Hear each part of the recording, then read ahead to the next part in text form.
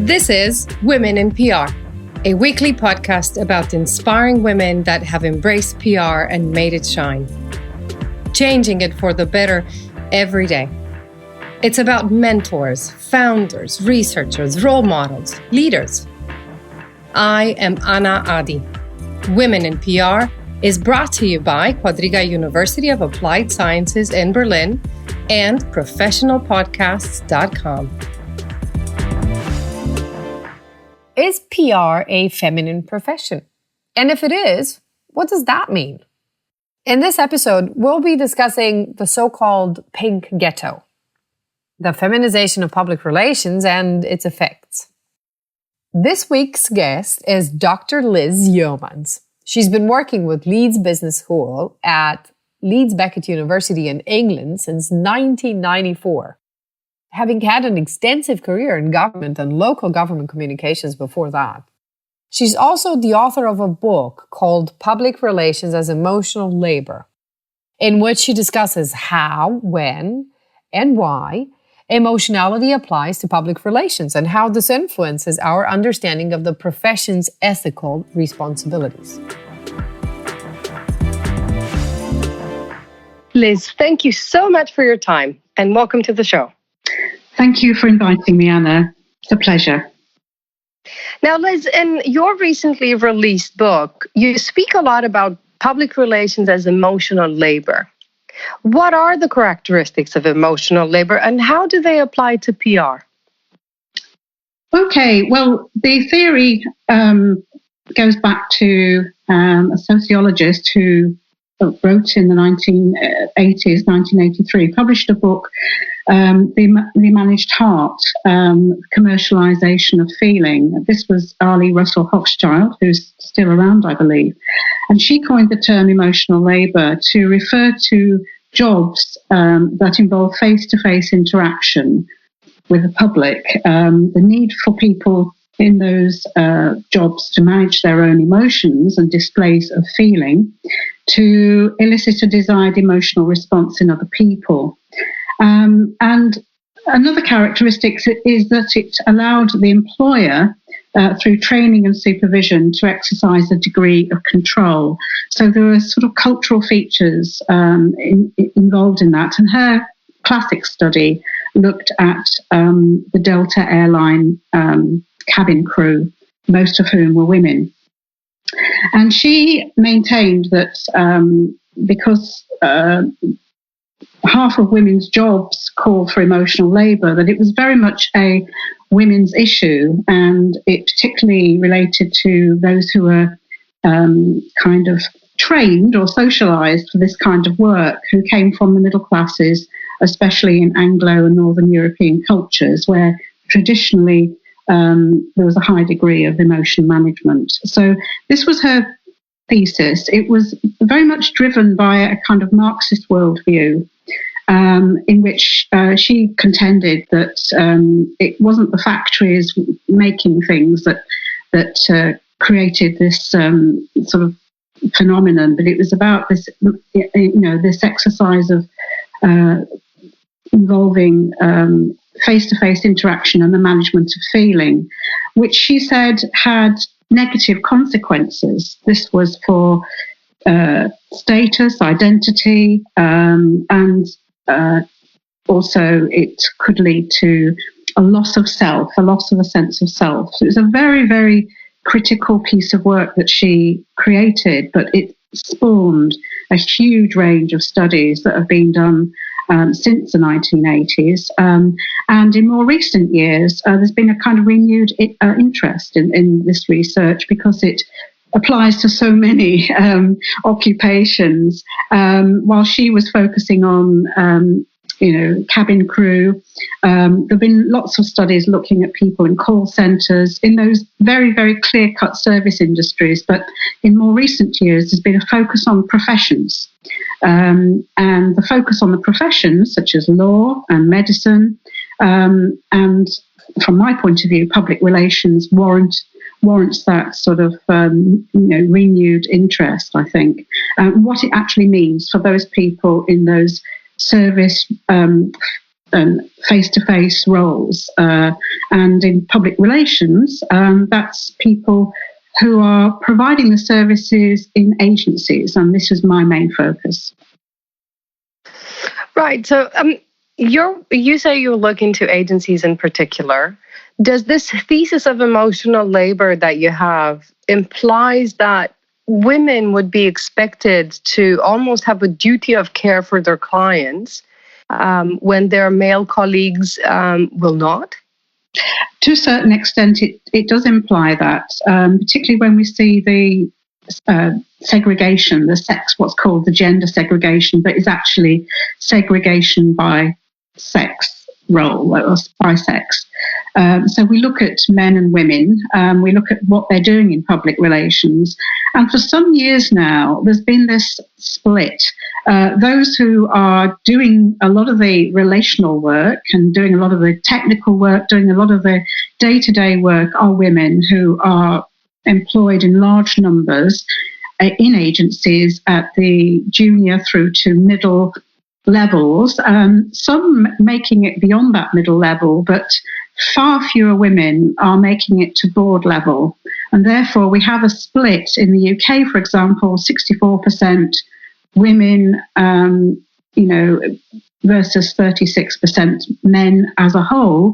And then when we look at the board level, 36% of women are actually at board level. So there's a disparity there because clearly there should be more of them at that level if we look at the gender split across the board. Right. Well, that is quite correct, right? If we think in terms of funnels and how you have a workforce that is going to lead, thinking also of meritocracy, so acceding to positions and higher on the hierarchy based on merit. The question is, how does it happen that the funnel is more giving with some than with others? But there's something else about emotional labor as well. Could you clarify whether the moment a profession is linked more thoroughly with emotional labor, what happens with gender perceptions? I'm just thinking in the past, males, for instance, would shy away from entering nursing because of this association of emotional labor. And one of the things that resulted is that they might have different job titles. Yes. Is that something that you've observed happening in public relations? How far does this go? Well, certainly it's an interesting but very complex situation, I think, and it's very difficult to put your finger on. One of my reasons for looking at emotional labour was finding a way to explain why we have this gender split. What was once a male-dominated profession switched somewhere around the 1980s, 1990s to become a feminised profession. And with feminised professions goes a whole host of associations, what that means. Possibly the driving down of salaries, the loss of status, and all kinds of negative consequences. And I would argue that's probably what's happened in public relations. So what's going on? Yes, the job involves a lot of relational work, and there is a perception that women are good at communicating. Women perceive themselves as good communicators, which is why I think they are driven towards these kinds of roles. So there's a certain amount of self-segregation or self-selection involved in the process, alongside stereotypes of what women do best and what men do best in that kind of situation. And it's not just public relations. We're looking across the whole of the range of professions and the communications industry. In advertising, we have a similar situation. So we've got this phenomenon, which we're told about because of regular surveys that are done, and those figures don't seem to shift in terms of the gender split. So I'm interested in what's going on behind all of this, and it's a lot more. I think it's a lot more complex than one would like to admit. It's not a straightforward cause and effect. In other words, there's a lot going on, and it's to do with things like gender socialization from when men and women are growing up, and the kinds of roles that they might expect to be doing. But I guess the question is, what draws men to these roles as well? Because if they're getting to the top, what is it that makes them more deserving of those top level jobs? So my research is a kind of trying to plumb the depths of what emotional labour means now in the 21st century, and is it actually really intrinsic to the professional role, which some theorists contend it is. I mean, in academia, in other service-orientated jobs, the professional role involves a certain level of emotional support and care, say for students. And in a client-related role, there's the care of the client and the ability to relate to the client in a constructive way, which is going to deliver the results that the client wants. And I would say part of that, what is it the client wants, is about being looked after and about being responded to, and that this is where the emotional labour comes into play. So it's not just about providing a service in a very technical sense, it's about providing a full package of services which intrinsically involve emotional labour. Now, this is very, very reminiscent to the Velvet Ghetto study that was undertaken by the IABC in the 1980s. I remember that one of the findings was that both men and women do not, but particularly women, do not belong to PR management. And that was because they were perceived, they were seen to be better at these technical jobs, at these relationship building or maintaining aspects of the profession. Would you say that is still the case?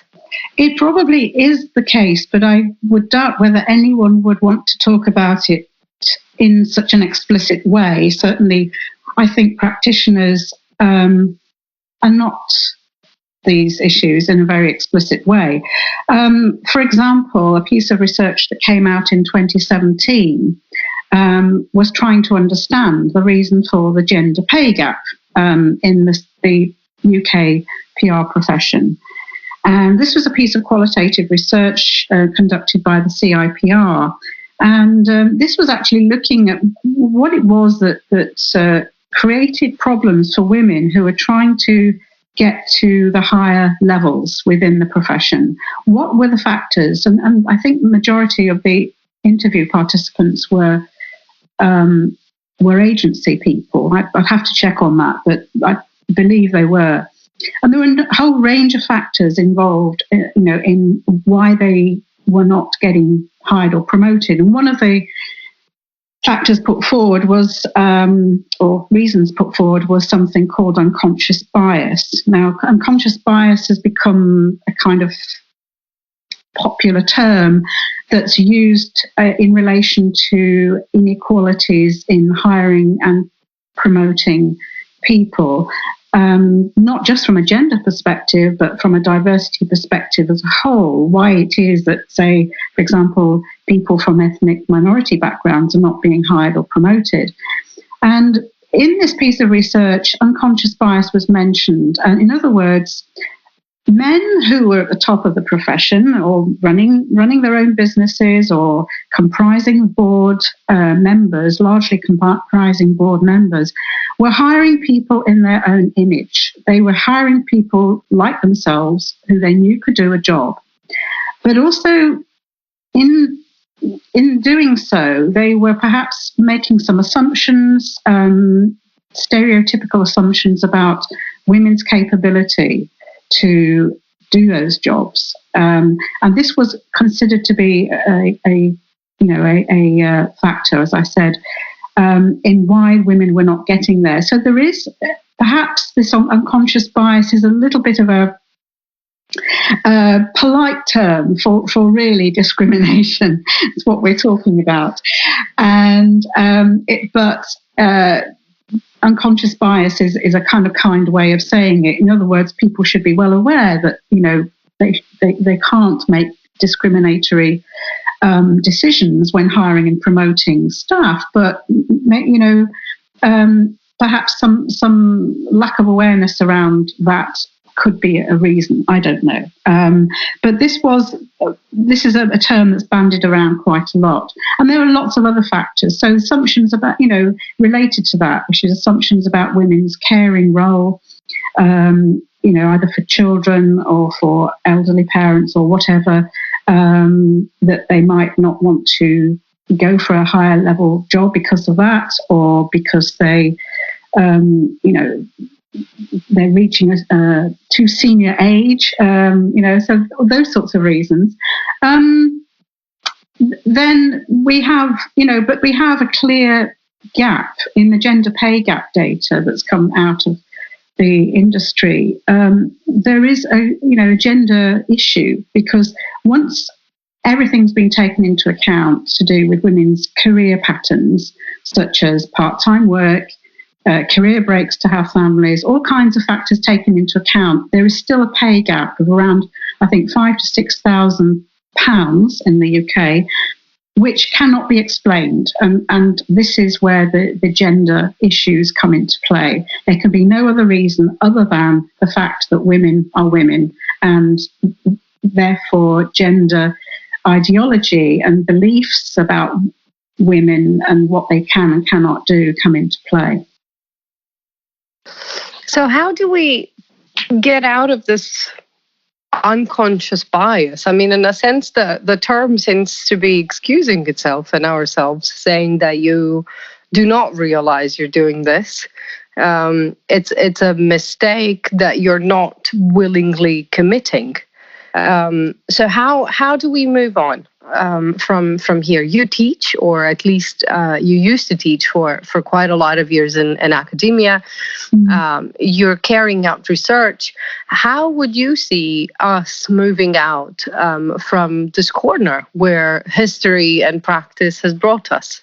Well, I think we've got to remember, first of all, that the whole issue of gender inequalities in public relations is quite a recently published phenomenon within the industry. The research that's been going on over the years since the 1980s has possibly not reached practitioners, certainly, I'm talking about the UK perspective here, has only been a talking point, let's say, for the past 5 years.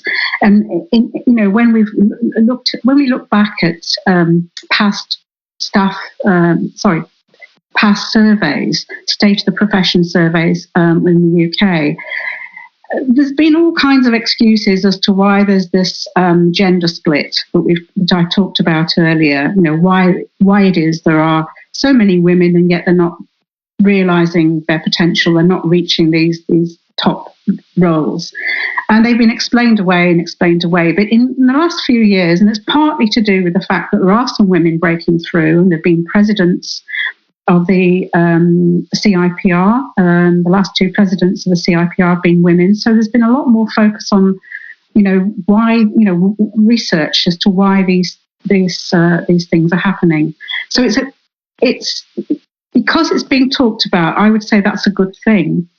But when we start talking about gender and say feminism and ways in which women can try to break the glass ceiling and break some of the disparities within the profession, then it comes back to education and training.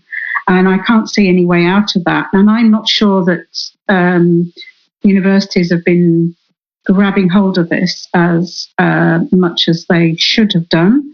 The profession itself perhaps hasn't really addressed these issues in the training for practitioners, because the focus has been on knowledge, becoming a more strategic practitioner, becoming better at counselling, better at strategizing, these sorts of things. These technical and strategic skills have been a very, very clear focus.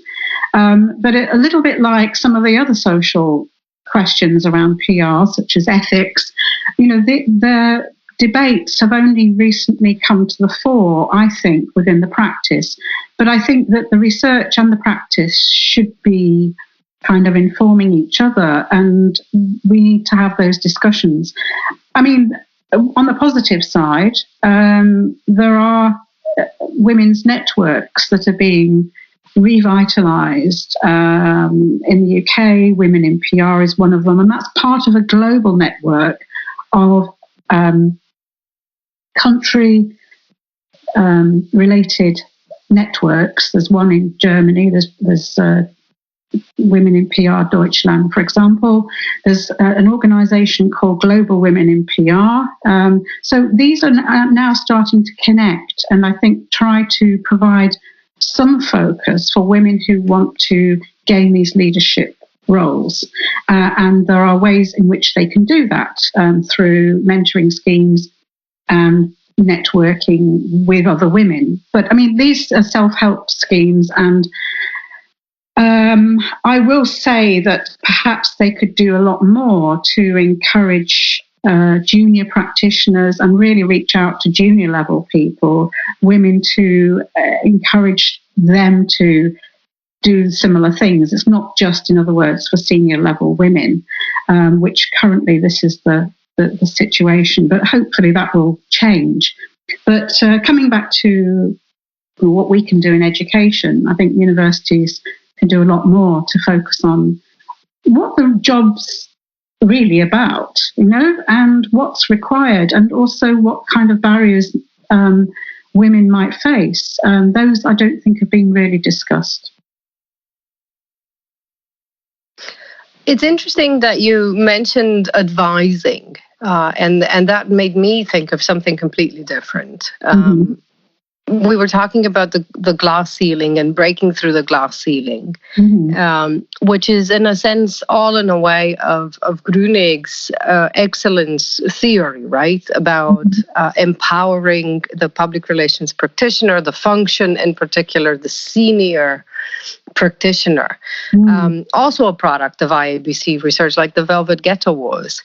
But in Grünig's world, he talked very much about hierarchies and this growth from junior to senior to manager to CCO. But there's a term that starts to be, it seems to me, preferred these days, which is trusted advisor. Yeah. And the position of a trusted advisor claimed some independence from internal forces and external forces. Posits, in a way, the PR practitioner and this very Luhmannian systems theory in the middle, like a membrane, like a gatekeeper, but that is devoid of the internal pressures of the company that would come with the salary and the loyalty that any sort of employment would bring.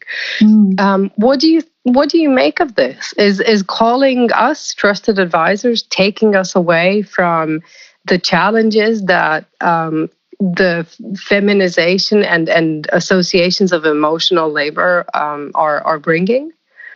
Well, I think it's an interesting development, and I can remember certainly, the looking at the roles of PR from the past research.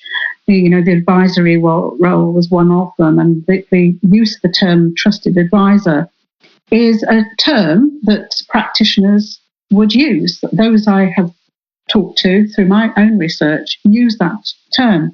Trusted advisor, they like to see themselves as people who their clients can go to. They're the go-to people for PR advice, and they earn that trust over a period of time through the success, the results that they're gaining and the kind of work they're doing. They know that they can be called upon. But I think when we look at the trusted advisor idea, which I have done in my book, it's kind of got different connotations. And we look at the management consulting literature, for example. There's a piece of work that was done published in 2009 by Sheila March, who looked at what was called the feminine in management consulting. And she contended that there were two consulting roles. One was called trusted advisor, which from a discourse perspective, that she was using in her work, was very much associated with the feminine. And I'll explain that in a minute. The second role, or the second discourse, let's say, was around the objective professional. And I see these two roles as not necessarily one or the other, but it's what is perhaps a preferred discourse that's the interesting thing within each profession.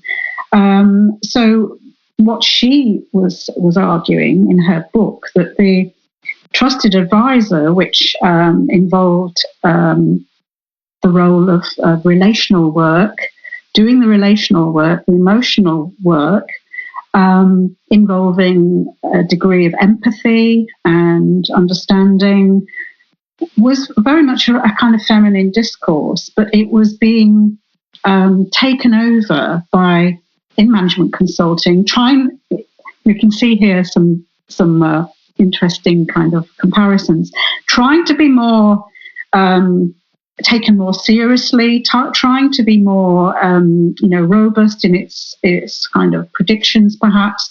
And this objective professional was coming more to the fore as a masculine discourse, and that was kind of in contention with this trusted advisor discourse. And I think when we start to look at this trusted advisor, we have to interrogate what's meant by that. And do we have, indeed, a similar struggle going on in public relations, in perhaps the work that was done by Betteke van Ruler some years ago, when she, in her very interesting article, I think it was Practitioners from Venus or something like that. I don't know. It was Venus and Mars. It was that kind of idea. I think it was Practitioners from Venus, Scholars from Mars. And she was trying to say that emotional intelligence was the preferred model of practitioners, whereas scholars were promoting the knowledge model. And I see some comparisons here between the work of Marsh and Van Ruler's observations. So it's not, I don't think, strictly an either or. Either you have this, very emotionally driven, personality driven profession versus a knowledge driven one, which is advising on the basis of best practice and case studies and strategies and so on. But I do think there is a kind of a struggle there, contention between the two, because of the gender-related connotations of those roles.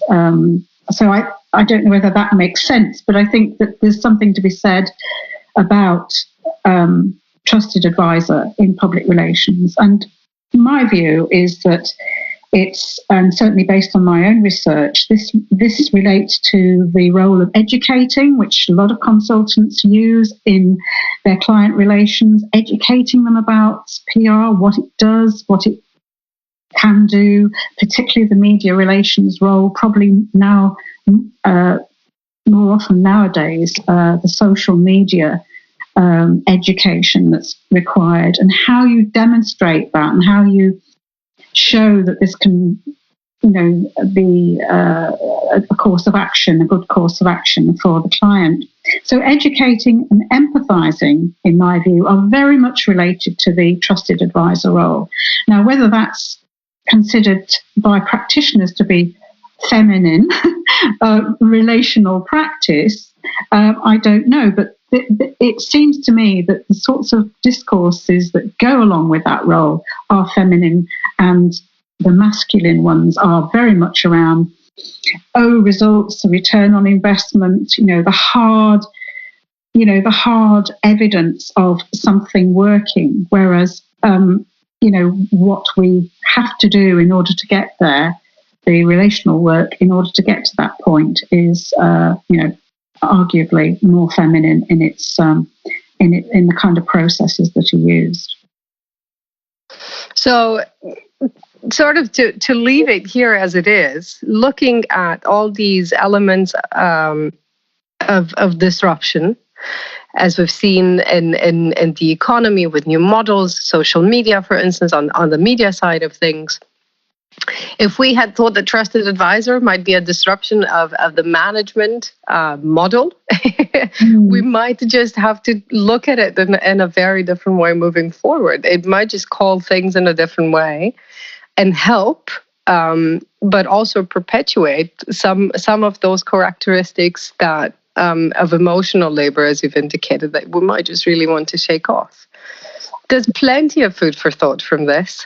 Liz, thank you very, very much for joining me today. And thank you for your time. You're welcome. It's been a pleasure.